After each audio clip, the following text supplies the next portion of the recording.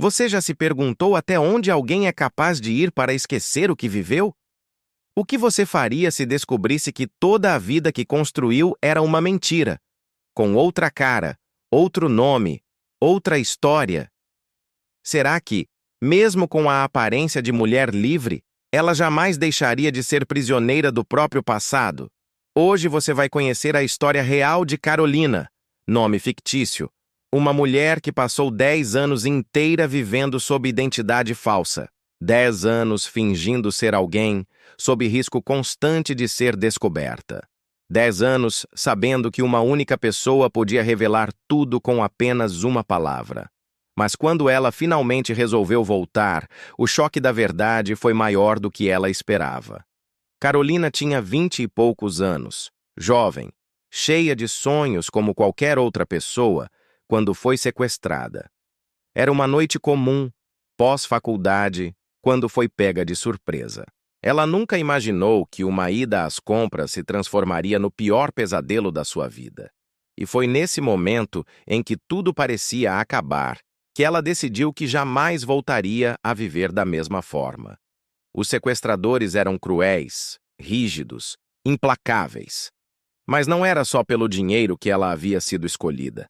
Algo em seu perfil chamara a atenção deles. Foram anos de sequestro, aparentemente intermináveis, até que finalmente algo diferente aconteceu. Um resgate não pago.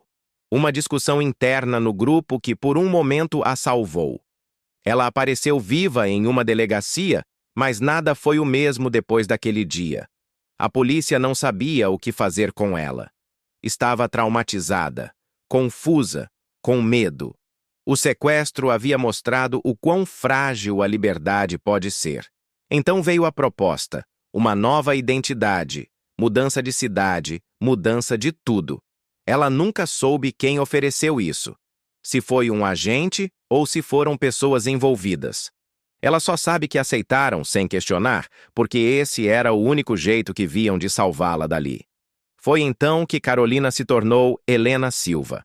Nova curta-vida, sem rastros. Um telefonema para os pais dizendo que estava bem. Um envelope com um novo RG, um CPF limpo, uma certidão de nascimento reescrita. Um cartão de crédito em um nome que ela nunca usara. Helena saiu de campo. Carolina nunca mais existiu, ou ao menos isso era o que todos pensavam. Helena foi para uma cidade no interior, passou a trabalhar como secretária em uma pequena clínica. Formou laços, fez amigas, começou a tocar sua vida. Ela assistia novelas, comprava roupas, tomava café com colegas. Mas, para cada detalhe, havia um fragmento escondido. Um vídeo, um recado anônimo, uma lembrança que ela tentava engolir sem sucesso. Com o passar do tempo, Helena conheceu um rapaz chamado Rafael. Ele era gentil, tranquilo, marido protetor. Apaixonaram-se, casaram-se, moraram em uma casa modesta com um cachorro e um bebê que nasceu alguns meses depois. Helena era, para todos, a esposa perfeita, a mãe ideal. Um retrato de família feliz. E era justamente aí que a duplicidade mexia com ela. Ela nunca soube por que o guarda-roupa dela foi revirado uma semana após a mudança para o novo apartamento. Ela nunca descobriu quem tinha deixado fotografias antigas. Fotos que mostravam uma vida que não era a dela. Fotos de Carolina, sem cabelo, sem sorriso, em uma estrada deserta. Ou será que era ela? O primeiro sinal de que a mentira poderia ruir veio assim. Um bilhete embaixo da porta, com letras miúdas, impessoais. Você nunca esteve livre, dentro de casa, assinado com um simples C. Ele não ficaria calado, pensou Helena. Seus dedos tremiam ao segurar aquele papel. Durante dias ela dormiu sentada, com um envelope ainda ao lado da cama. E foi nesse momento que decidiu fugir de novo. Ela evitou Rafael. Escolheu noites de serviço extra no trabalho.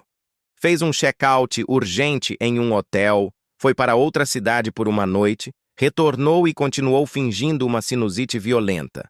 Mas nada dava certo. Ela sabia que alguém ainda sabia quem era de verdade. E isso nem sempre era uma sensação de medo. Era também como se tivesse um fantasma olhando por cima do ombro o tempo todo. 10 anos que pareciam 1000. Cada vez que ela ouvia sirenes, lembrava. Cada vez que sentia um toque no celular, temia ser alguém do passado. Mas ela resistia. Isso acaba comigo, repetia. Porque uma parte dela acreditava que, se vivesse o necessário, aquele passado poderia finalmente permitir que ela tivesse um final em paz. Mas ela nunca suspeitou que o grande golpe viria de quem menos imaginou. Uma noite, aos 22 anos de Helena, com o bebê no berço, alguém invadiu a casa. Era uma madrugada, tão escura quanto seu segredo.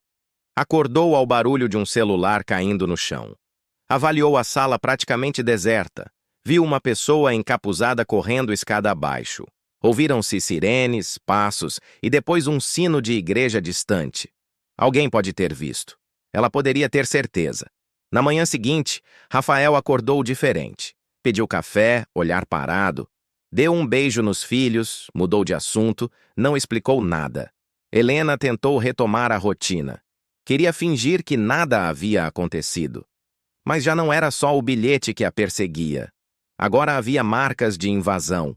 E aquele olhar distante de Rafael era mais certo do que qualquer coisa. Helena começou a perceber que alguém esperava que ela cedesse. Ela viu no rostinho de Rafael que alguém tinha contado uma metade. A policial que a abordou no mercado dias antes não perguntou como ela era. Ela perguntou: "Você é Helena Silva?" Uma pergunta simples. A polícia não sabe de você como Carolina, mas era o suficiente. Ela entrou no carro, acelerou. Só parou quando cruzou o rio Tibage. Então sentou-se, as mãos espalmadas no volante. Chorou. Chorou como se todo o peso acumulado voltasse. Carolina nunca havia de verdade sumido. Nunca foi livre. Ainda hoje ela não sabia quem tinha deixado a mensagem, e nem por que ainda sabia o nome Helena. Ele apareceu 3 dias depois, sozinho. Rafael pediu para conversar. Sentaram na mesa da cozinha. Ele tinha olhos cansados. As crianças dormiam. Ele entregou uma carta. Era do hospital. Do lugar onde Helena tinha nascido, com data original, antes de Carolina. Rafael descobrira a certidão verdadeira. Sabia que ela nunca perdera o medo, mas talvez pudesse confiar nele. A carta dizia: "Parabéns pela bem-vinda surpresa", com a imagem de um bebê. O nome era outro, mas a criança era real. Era deles. E essa talvez tenha sido a peça que faltava. Rafael olhou nos olhos dela e não perguntou por quê. Apenas segurou sua mão e falou: "Vamos descobrir." Ela tentou explicar. Descreveu o sequestro. Falou sobre a proposta de identidade nova. Tentou contar a dor, a culpa. Ele ouviu, aceitou. E pela primeira vez, Carolina respirou em liberdade. Pois a redenção às vezes não está em apagar o passado, mas em aceitá-lo juntos. Você viveu essa história comigo? Então, antes de mais nada, saiba que ela é real.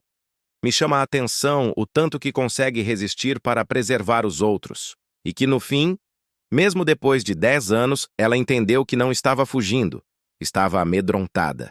E quando alguém inesperado aparece e diz: "Vamos descobrir", é capaz de transformar uma fuga em um reencontro com a si mesma.